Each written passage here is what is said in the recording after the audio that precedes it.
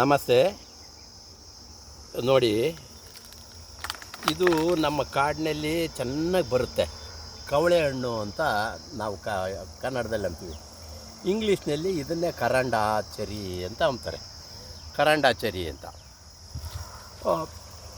ಈಗ ನೋಡಿ ಹೆಂಗೆ ಬಂದಿದೆ ಅಂತ ನಿಮಗೆ ಕಾಣಿಸ್ತಾ ಇದೆ. ಫುಲ್ಲು ಬರೇ ಕಾಯಿ. ಇದು ಕವಳೆ ಹಣ್ಣಿಗೆ ನೀರು ಬೇಕೆ.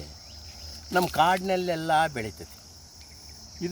ಇದನ್ನು ನಾವು ಹಿಂದೆ ನಮ್ಮ ಇಲ್ಲಿ ಕಾಡು ಜನಾಂಗ ಈ ರೀತಿ ಹಣ್ಣನ್ನ ಹರ್ಕೊಂಡು ಬರ್ತಿದ್ರು. ಪುಟ್ಟಿಯಲ್ಲಿ ನಮ್ಮ ಊರಲ್ಲಿ ನಮ್ಮ ಮನೆಗಳಿಗೆ ತರ್ತಿದ್ರು. ಇವನ್ನ ನಾವು ಕಾಳು ಕೊಟ್ಟು ಕಾಳು ಹಾಕಿಬಿಟ್ಟು ಒಂದು ಸೇರು ಕಾಳಿಗೆ ಒಂದು ಸೇರು ಇವು ಹಣ್ಣು ತಗೊಂಡು ತಿಂತಿದ್ವಿ ಚಿಕ್ಕರಿದ್ದಾಗ. ಇವತ್ತಿ ಕಾಡಿಗೆ ಹೋಗೋರಿಲ್ಲ, ಹಣ್ಣು ತರೋರಿಲ್ಲ. ಈಗ ನಾವು ನಮ್ಮ ಬೇಲಿಗೆ ನಮ್ಮ ಹೊಲದಲ್ಲೇ ಈ ಕವಳೆ ಗಿಡ ಹಾಕಿದ್ದೀವಿ. ಬೇಲಿಗೆ ಇದನ್ನು ವಿನ್ಯಾಸ ಮಾಡ್ಕೋಬೋದು. ಇದು ನೋಡಿ ಸಿಕ್ಕಾಪಟ್ಟೆ ಮುಳ್ಳು ಕಾಣಿಸ್ತದೆ ನೋಡಿ, ಚೂಪು ಮುಳ್ಳು. ಆನೆ ಮೊದಲಾಗಿ ಇದ್ರೊಳಗೆ ಬರಲ್ಲ ಅಂತ ಕೇಳ್ಪಟ್ಟೀನಿ. ಯಾಕಂದರೆ ಮೊದಲು ಆನೆ ಸೊಂಡ್ಲಿಗೆ ಈ ಮುಳ್ಳು ಸುಚ್ಚುತ್ತೆ ಅಂದರೆ ಈಗ ಹತ್ರಕ್ಕೆ ಬರಲ್ಲ.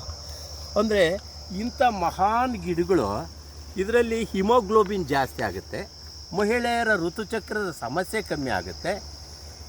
ಇದರಲ್ಲಿ ನಾವು ಜಾಮ್ ಮಾಡ್ಬೋದು. ಈ ಕಾಯಿಯಲ್ಲಿ ಉಪ್ಪಿನಕಾಯಿ ಮಾಡ್ಬೋದು.